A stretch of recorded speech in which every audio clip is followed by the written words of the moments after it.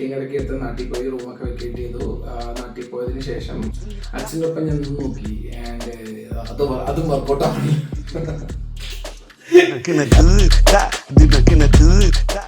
പ്രത്യേക കാരണമുണ്ട്. കാരണം എന്താ വെച്ച് കഴിഞ്ഞാൽ അച്ഛൻ സെൽഫ് ബിൽഡാണ്.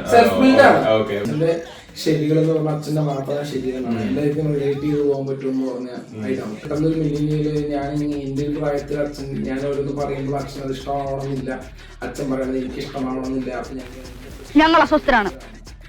അപ്പോൾ ഞാൻ അച്ഛൻ്റെ ഒപ്പം നിന്ന് നോക്കുമ്പോഴും എനിക്കതധികം എനിക്ക് അവിടെ എന്തോ ഒരു സ്വാതന്ത്ര്യക്കുറവ് പോലെ എനിക്ക് തോന്നി. വണ്ടിയിലൊക്കെ പോകുന്ന സമയത്ത് പാട്ടൊക്കെ ഉറക്ക വയ്ക്കും. അപ്പൊ അച്ഛൻ കമ്മിയൊക്കെ അച്ഛൻ വണ്ടി പിടിക്കുന്നു, കമ്മിയൊക്കെ ആക്കും. അച്ഛൻ എന്ത് ഒരു വൈബില്ലാത്ത അതൊക്കെ. ഇപ്പൊ ഞാൻ മിന്നുമായിട്ട് പുറത്തോണ്ട് സമയത്ത് മിന്നു ശബ്ദം കേൾക്കും, മിന്നു സൗണ്ട് കേൾക്കും. അപ്പൊ ഞാൻ ഓ ഇത് അച്ഛനില്ല ഞാനും.